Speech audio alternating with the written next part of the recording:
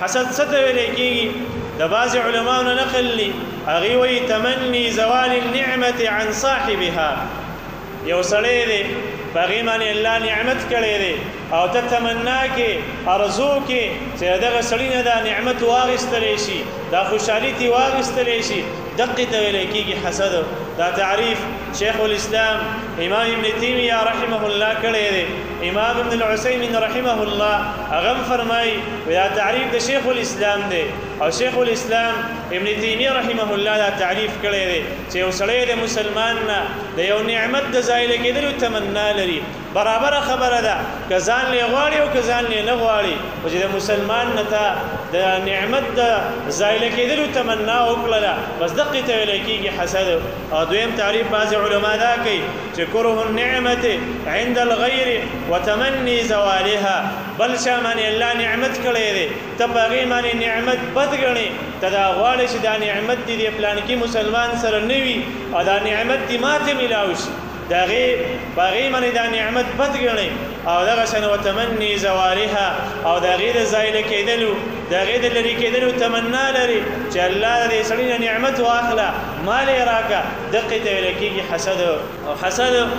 په دې مثالونه واوره نو بیا په دې باندې پوه شي. مثال یې دا دی یو سړی دی مثال په طور باندې د هغې په لاس باندې یو بهترینه ګړۍ ده، ګړۍ یې په لاس کړې ده یا ورسره موبایل دی او ته دا تمنا کې چې دا ګړۍ دې د مسلمان په لاس باندې نه وي، دا دې د مسلمان نه واخیستلی شي، دا موبایل دې د مسلمان نه واخیستلی شي او دا موبایل دې زما لاس ته راشي او ما ته دې میلاو شي، دقې ته ویلی کېږي حسد. یا یو بل مسلمان دی د هغې سره بهترین ګاډی دی، بهترینه سورلي ورسره ده او ته دا تمنا لري چې د دې مسلمان نه دي دغه بهترین ګاډی دغه بهترینه سورلي دا دې واخیستلی شي او دا دې ما له راکړی شي. که ما له راکړی شي دا شرط پکې یو که نه چې تا تمنا وکړله چې دا دې د مسلمان نه واخیستلی شي، دقې ته ویلی کېږي حسد. یا یو طالب العلم دی او یو د علم زده کوونکی دی، هغه علم زده کوي او هغه په کلاس کې ښه پوزیشن اخلي او بل یو طالب راولېږي او د هغې سره حسد شروع کړي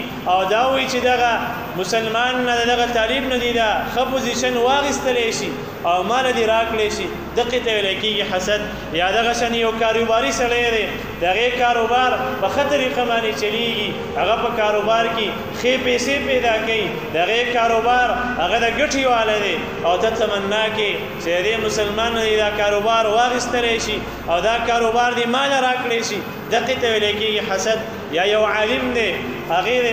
د هغې دپاره شهرت حاصل دی، هغه پوه دی، هغې سره علم ورسره دی، خلک د هغې قدر کوي، د هغې احترام کوي او ته رالګېږي دغه عالم سره حسد کې چې دې عالم نه دی دا علم واخیستلی شي او ماله دې راکړی شي، دقې ته ویلی کېږي حسد. دې نه ځان ساتل پکار دی. دا حسد یو خطرناکه بیماری ده. یا دغه شان یو قاری دی هغه په ښایسته اواز باندې د قرآن کریم تلاوت کوي او ته وی چې دغه قاری نه دی یو بل قاری راولګېږي هغه وایي چې دې قاری نه دی دا ښایسته اواز واخیستلی شي او مال دې راکړی شي، ولې الله په دې باندې دا نعمت کړی دی چې دا ښایسته تلاوتونه کوي، دقې ته ویلی کېږي حسد. یو زنانه ده هغې له الله ښایست ورکړی دی، ښایسته کپړې اغوندي، ښایسته لباس اغوندي، ښایسته پیزار په خپو کوي، د رنګ په لحاظ باندې ښایسته ده او بله زنانه د هغې سره حسد شروع کړي چې ولې دا زنانه داسې ښایسته ده، ولې دا ښایسته لباس اغوندي، ولې دا ښایسته پیزار په خپو کوي، دې نه دا ښایست واخیستلی شي، دې نه دا پیزار ښایسته پیزار ښایسته لباس واخیستلی شي او د دې تمنا کوي، دقې ته ویلی کېږي حسد. محترمو دې حسد نه ځان ساتل پکار دی.